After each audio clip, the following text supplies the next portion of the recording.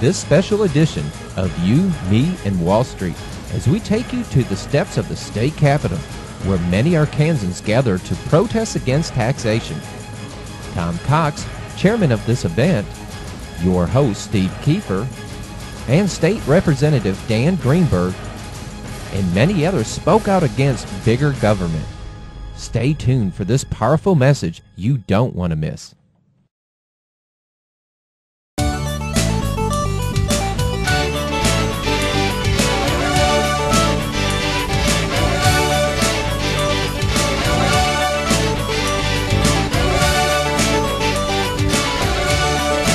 Unlock the mystery of investing and gain the knowledge you need to improve your investment decisions. It's time for You, Me, and Wall Street. Now, here's your host, Steve Kiefer. Hello, smart investors, and welcome to You, Me, and Wall Street. I'm your host, Steve Kiefer, and we've got a lot of work to do tonight, so let's get busy. Of course, this is my co-host, Tito, who has nothing else to do but look cute. I've got a very special show lined up for you this evening. I had the privilege of being asked to speak at the Tea Party a week ago yesterday, and we have filmed that. I want to share that with you tonight. So without any further delay, let's go to that video. Roll the tape. This is dangerous for the government because everyone here represents a vote. They won't listen to anything else. You can talk, we can rally, we can discuss, we can protest, but until our voice is heard at the polling booth, they're not going to listen to us. They will gladly continue their climb in taxes as long as their loss in votes does not jeopardize their position. And then, fourth, the power to tax provides the rulers with an incentive to institute programs that distribute wealth and create dependency. Our government wants to be like a drug that you cannot do without. How do they do that? They draw the wealth from those who have it and give to those who don't. Who is that person that got a handout going to vote for? Now, folks, let me tell you something. We are not here just about the taxing of the government. We have a portion of our own fellow citizens that are working against us. And those are the ones that get those free handouts. They're afraid they're going to lose what they get from the government, and so their vote is going to continue to go for more taxes out of your pocket and my pocket, so that's more income for them. So the fight is not just against our government and their taxing, but against those who have sold their freedom, have sold their soul for a free paycheck, which we know is not free. You and I are paying for that. You know, it's interesting in the Bible, when the Hebrews were taken out from under the oppression of Pharaoh, after a certain time, many wanted to go back into slavery because freedom was too hard. Freedom is hard. Freedom is expensive. The red in our flag is the blood, the cost of freedom. And we have people who want to sell that freedom and go back under tyranny because it's easier than to live free. You know, the Bible also says, if a man shall not work, he shall not eat.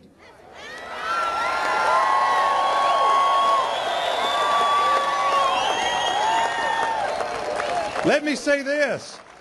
If a man refuses to work, he shall not vote.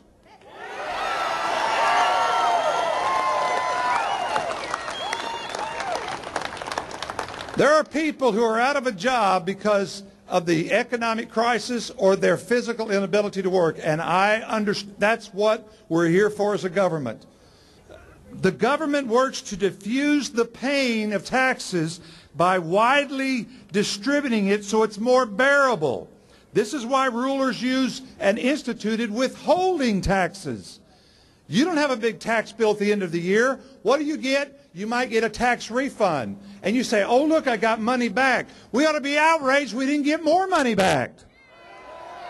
My friends, if we live in freedom, does that not mean freedom from fear? But when I hear a president, a sitting president say, we are moving toward an irreversible recession, verbatim, that's an absolute. That means we will never come out of this recession. When I hear our leaders say, we are headed towards a global Katrina, the Great Depression, a depression like we've never seen, market meltdown, Armageddon, those are words of fear. And that has been used down through the ages to keep people in control. And you being here today, what it tells me, what it tells others is, you're not afraid to stand up and say, no more. No more.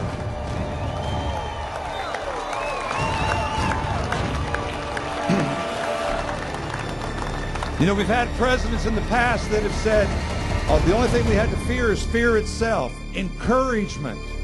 And now we have presidents that say, don't let a good crisis go to waste. And if we don't do what I say to do, we're going to head into a depression that is unlike anything we've ever seen, and you can kiss your lifestyle goodbye. Basically, rulers appeal to their subjects' fears and insecurities and deep nationalistic patriotism when it serves their purpose. We're a Christian nation when it serves their purpose. But when we're told in another country by our president, we are not a Christian nation, that person is not in touch. It's not that they've lost touch with us. They never had it. They've never been in touch with you and me and what we believe. Why are we not firing these people? If they truly work for us, if we are the boss, let's fire these people.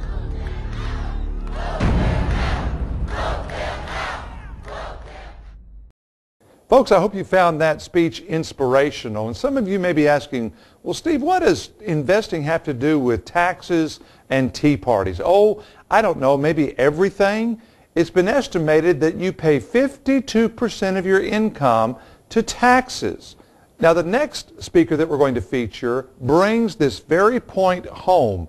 It is Dan Greenberg, who is our state representative for Little Rock, District 31. So let's see what Dan has to say about you and taxes.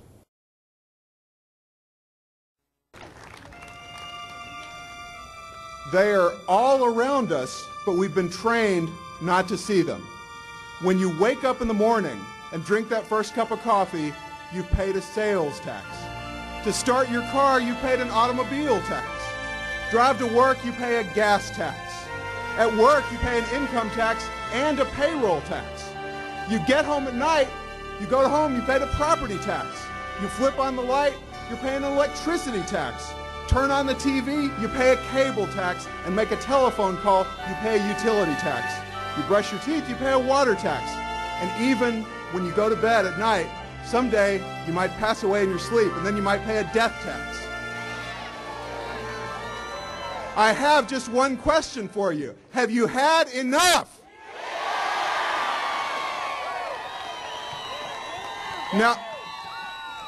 Now that's not all, because even more taxes are passed along to all of us every day. Over a quarter of the cost of bread is taxes. About 50% of the cost of a phone call, more taxes. Over 50% of a gallon of gas, taxes.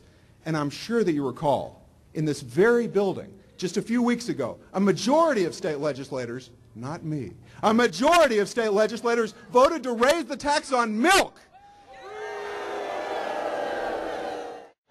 Now, if you suddenly discovered that you were a little poorer than you thought you had been, would your first reaction be to run off with your credit